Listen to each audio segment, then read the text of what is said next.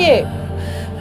আমি অনেক এদিক দিয়ে যাচ্ছিলাম, বাচ্চার কান্নার শব্দটা শুনে এখানে আসলাম। অনেক সুন্দর, মাশাআল্লাহ। আসলে একা মানুষ তো, আমার স্বামী বাইরে কাজকর্ম করে, বাচ্চা সামলায় সব দিক দেখতে হয়। ছোট শিশু, একটু যত্নে রাখবেন। ওর মুখটা অনেক মায়া ভরা। ওকে যখন বুকে নিলাম কেমন জানি আপন আপন মনে হচ্ছিল। কিন্তু বলেন ভাই, এর আগে আমার 2টা বাচ্চা মরা হয়েছে, তারপর আমি ওরে পাইছি। ওরে আমার জীবন দেয়া হইল, যত্নে রাখবো।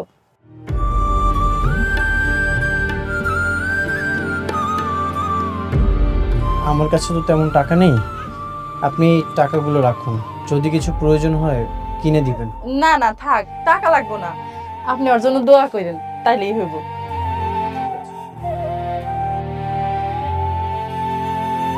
বাবা কান্দেন না বাবা, ও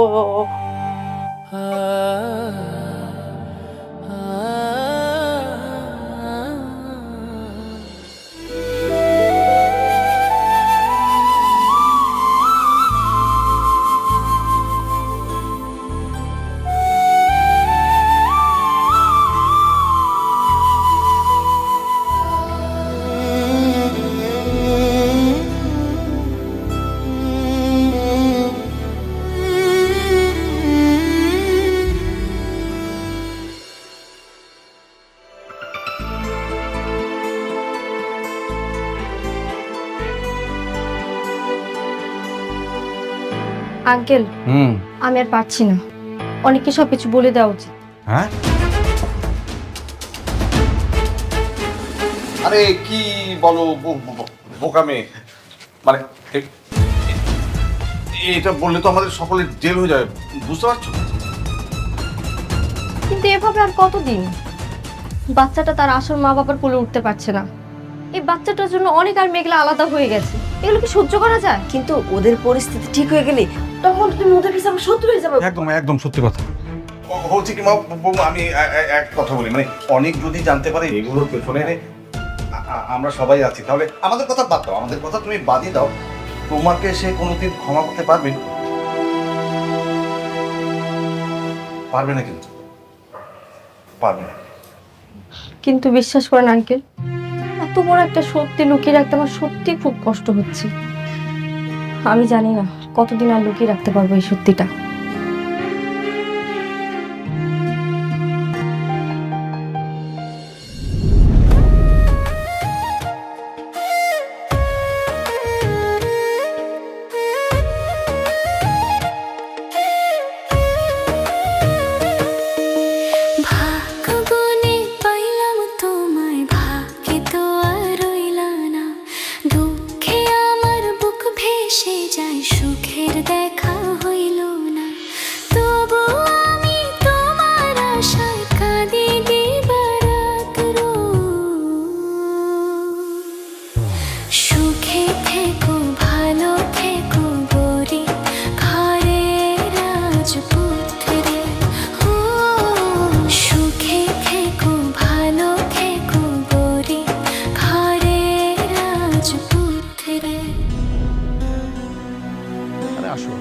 আসো আসো। ও সরি, অনুমতি ছাড়াই চলে আসলাম। আমার অবশ্য অনুমতি নিতে কখনোই ভালো লাগেনি। I hate permission. বসলাম, হ্যাঁ, ইফ ইউ ডোন্ট মাইন্ড।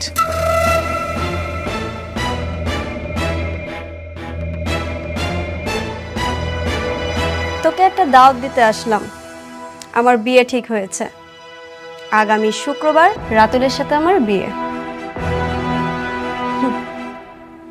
আগে তো তুই ফকির ছিলি, তাই বড় জোর জন্মদিনে দাওয়াত দিতাম।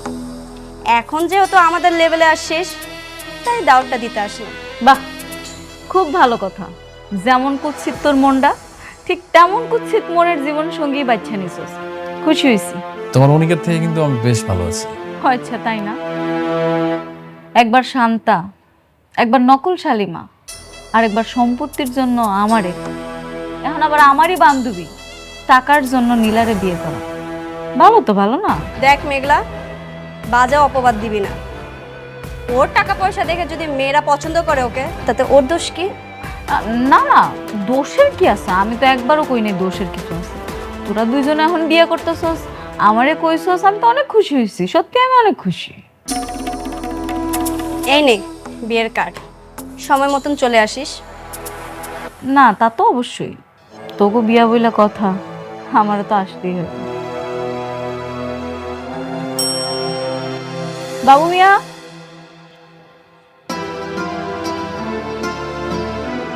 ম্যাডাম ডাকছেন? আগামী শুক্রবার আপনি ফ্রি আছেন না? জি ম্যাডাম, শুক্রবার তো আমার ছুটি, আমি অবশ্যই সেদিন ফ্রি আছি।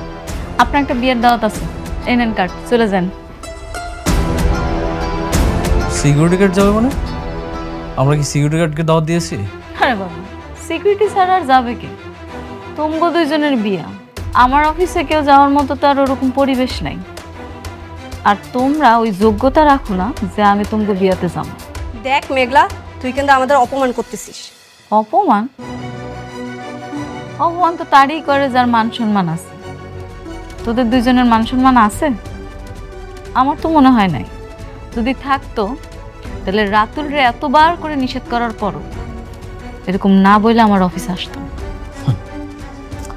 এত অহংকার কিন্তু ভালো না। একটা কথা জানেন তো, শেষ বলতে কিছু নেই, যেখানে শেষ সেখান থেকেই শুরু। তুমিও রাতুল শুনে রাখো, তুমি যদি ভাইবা থাকো যে আমি সে আগের মেঘলা আছি, তাহলে ভুল ভাবতেছ। আমি এখন নতুন রূপে শালিমা। এই শালিমার লগে তুমি চাইলেও কিছু করতে পারবে না। এই শালিমার লগে কথা কওয়ার জন্য বুঝা শূন্য কথা কইতে হবে। সময় বলে দেবে কে কতটা ক্ষমতাবান। চলো।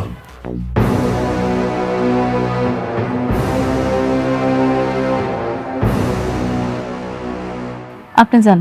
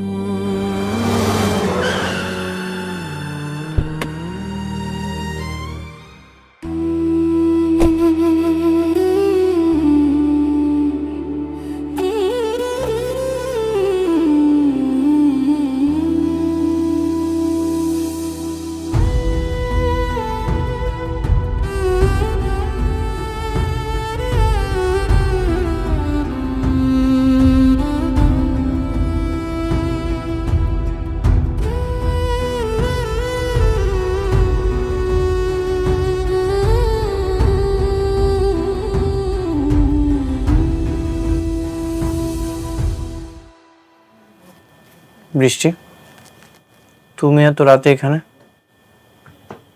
হ্যাঁ আমি তোমার জন্য রান্না করে নিয়ে আসলাম। তুমি এখানে এত কষ্ট করে আছো, আর আমি বাসায় কিভাবে থাকি বলো? তুমি এখনই খাবারটা খেয়ে নাও, এসব তোমাকে খেতে হবে না, রেখে দাও। এগুলোর কোনো দরকার নেই, আমি রান্না করতে পারি।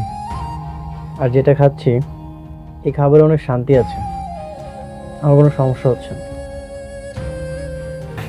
আমি এত ভালোবেসে তোমার জন্য নিজ হাতে রান্না করে নিয়ে এসেছি, আর তুমি খাবে না? আমার ভালোবাসার কি কোনো মূল্যই নেই তোমার কাছে? আচ্ছা একটা কথা বলি, বলো। তুমি আমার সাথে প্লিজ বাসায় চলো, আর না হলে আমি এখানে থাকবো। আমি তোমাকে ছাড়া থাকতে পারছি না, প্লিজ। না, আমি তোমাদের ওই বাসায় যাব না। আমি যে পাপ করেছি সেই প্রায়শ্চিত্ত আমাকে করতেই হবে। আমার সন্তান আমার পাশেই ছিল, কিন্তু আমি বুঝতে পারিনি আমি অনেক বড় পাপ করে ফেলেছি। আমাকে এই প্রায়শ্চিত্ত করতেই হবে। আমি যদি পিতৃ পরিচয়টা দিতাম তাহলে মেঘলা হসপিটালে ভর্তি হতো, কোনো সমস্যাই হতো না। কিন্তু আমি এটা কি করলাম? আমি অনেক বড় পাপ করে ফেলেছি, আমাকে এই প্রায়শ্চিত্ত করতেই হবে।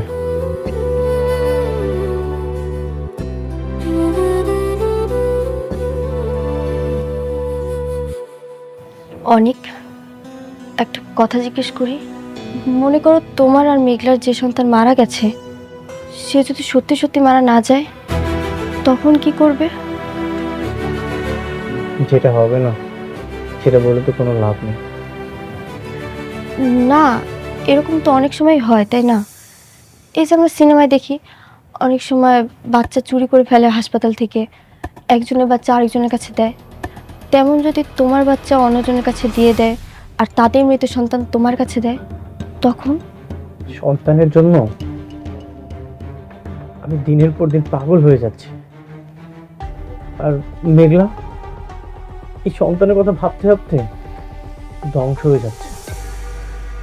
যদি তোমার কথা কখনো সত্য হয়,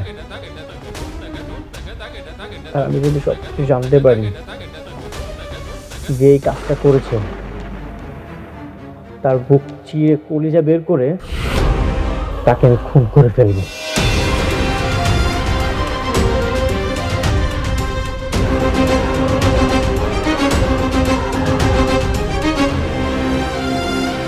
বৃষ্টি, তুমি এখান থেকে চলে যাও, আমাকে আমার মতো করে থাকতে দাও। চলে যাও, তোমার খাবারটা নিয়ে যাও।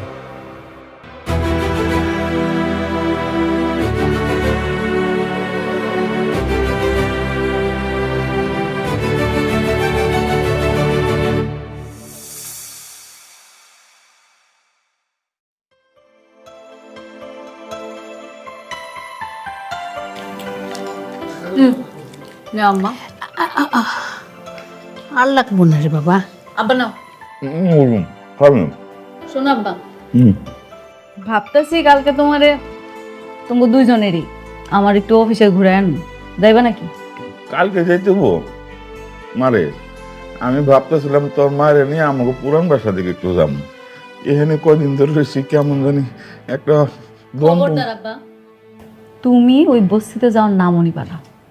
ওই বস্তিতে এখন অনেক থাকে।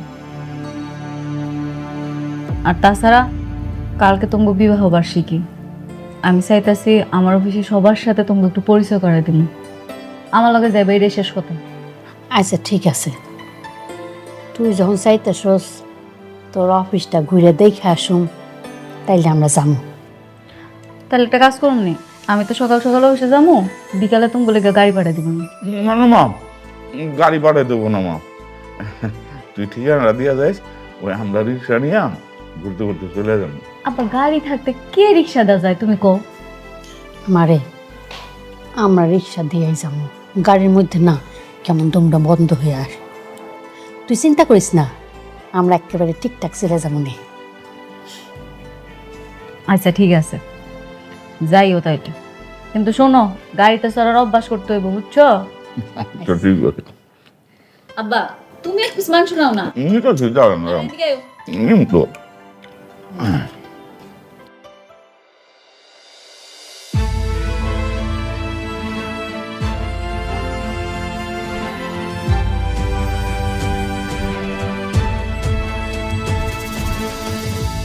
আপা, আপনি? আমি তো ওকে দেখতে এসেছি, আর ওর জন্য কিছু জামা কাপড় নিয়ে এসেছিলাম। দিন, আমার কাছে দিন।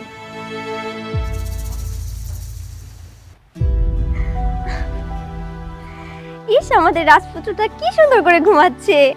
এই যে বাবা, দেখো তো কে এসেছে। তোমার ছোট মা এসেছে। তোমার জন্য আজকে অনেক সুন্দর সুন্দর জামা নিয়ে এসেছি, সবগুলো পরাবো তোমাকে।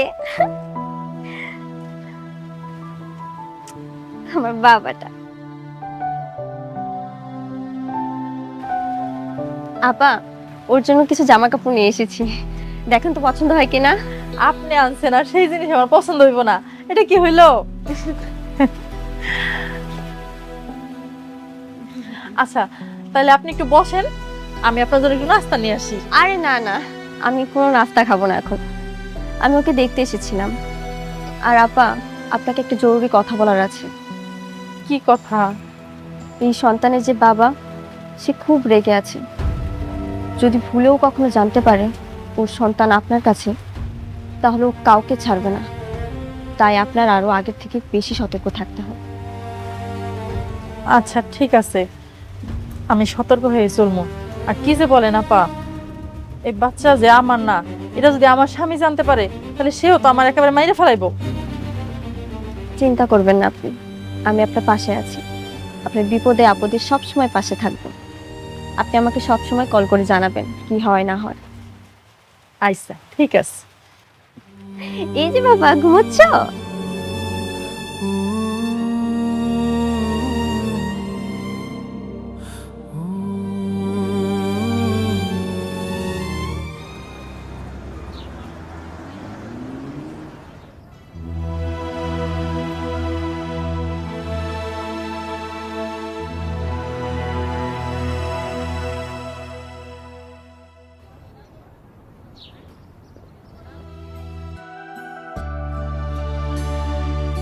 বাবা রে বাবা, কত সুন্দর আর কত বড় বিল্ডিং। দেখছো মেঘলার মা, হ্যাঁ কত বড় বিল্ডিং। সত্যি এটা তো মেলা বড় অফিস। আরে সত্যি এইটা। আরে আমাকে মেঘলা তখন অনেক টাকার মালিক, তাই না? আও, ভিতরে কে আছে একটু ডাক দি।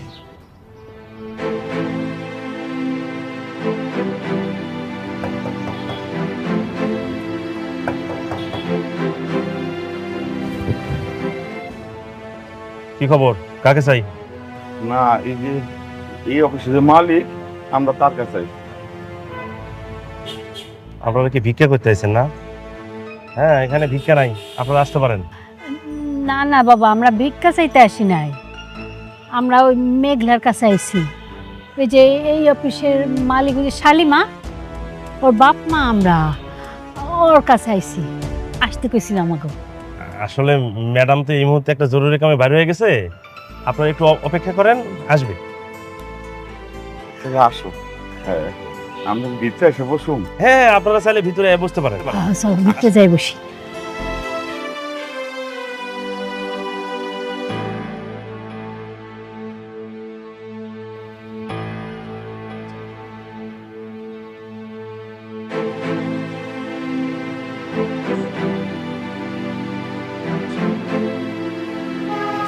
আপনারা এখানে বসেন, ম্যাডাম মিটিং শেষ করে এখনই চলে আসবে। বসেন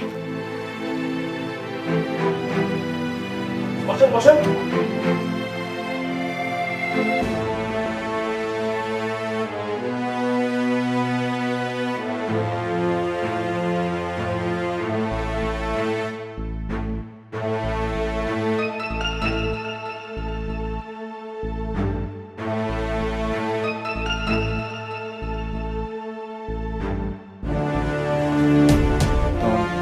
ওয়ালাইকুম আসসালাম।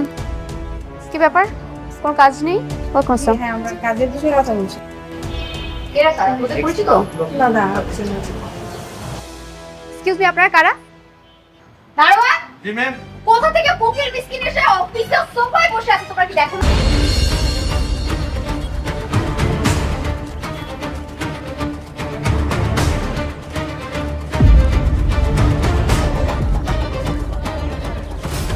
এই দাঁড়া বলছি, দাঁড়া, নাহলে গুলি করে দেবো। এই দাঁড়া বলছি, দাঁড়া।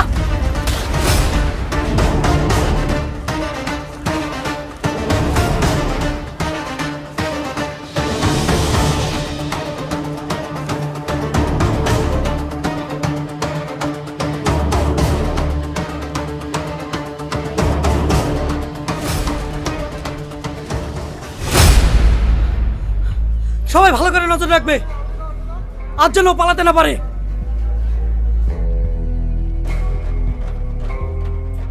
আর হ্যাঁ, প্রত্যেকে সবার পায়ের দিকে নজর রাখবে।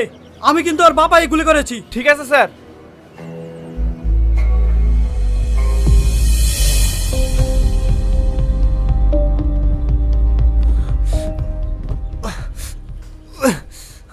তোর পাটা দেখি, তোর পায়ে গুলি লাগেনি, পাশ কেটে বেরিয়ে চলে গেছে। আরে আগে তো মুখটা ঠক। হ্যাঁ,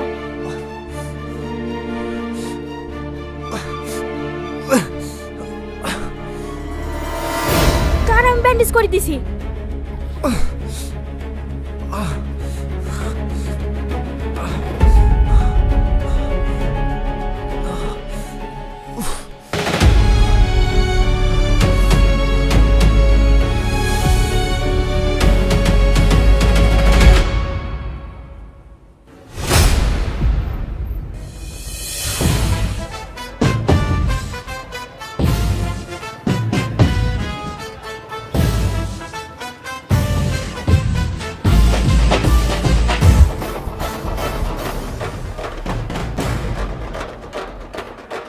স্যার ইলেকট্রন ন্যাংরাতে আসছে, চেক করবো নাকি?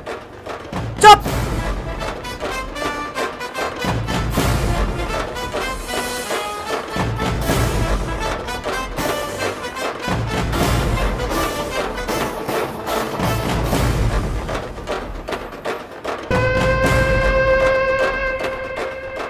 তোর মনে হয় এরকম একটা বয়স্ক লোক এই কাজ করতে পারে?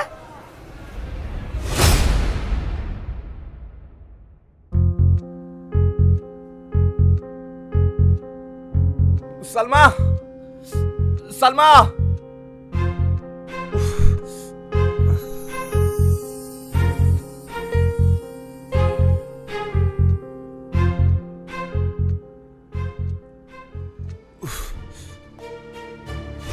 কি হয়েছে তোমার পায়ে?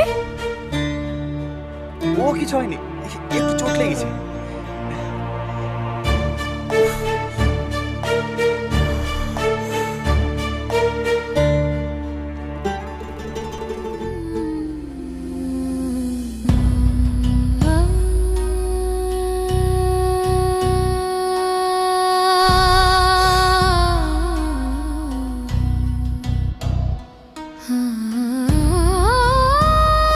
আর কতদিন তুমি এইসব কাজ করবে বলো তো? আর পাঁচটা লোকের মতো সাধারণ জীবন যাপন করতে পারো না? আর যদি গুলিটা তোমার পায়ে না লেগে বুকে লাগতো তাহলে আমার কি হতো? আমার কথা নাই বাদই দিলাম, আমার গর্ভে যে সন্তানটা আছে তার কথা ভেবে হলেও এইসব কাজ ছেড়ে দিতে পারো? সালমা, আমারও মন চাই চার পাঁচটা মানুষের মতন চলি, কিন্তু আমি নিরুপায়। আমার বস আমাকে কখনোই এই নরক থেকে বের হতে দেবে না। কেন বের হতে পারবে না? ও কি তোমার মাথা কিনে রেখেছে নাকি জোর কথা মতোই চলতে হবে? অনেকটা টাকা, ওসব বাদ দাও তো। যাও আমার জন্য এক কাপ চা করে নিয়ে এসো। কি হলো বসে থাকলে যে? যাও।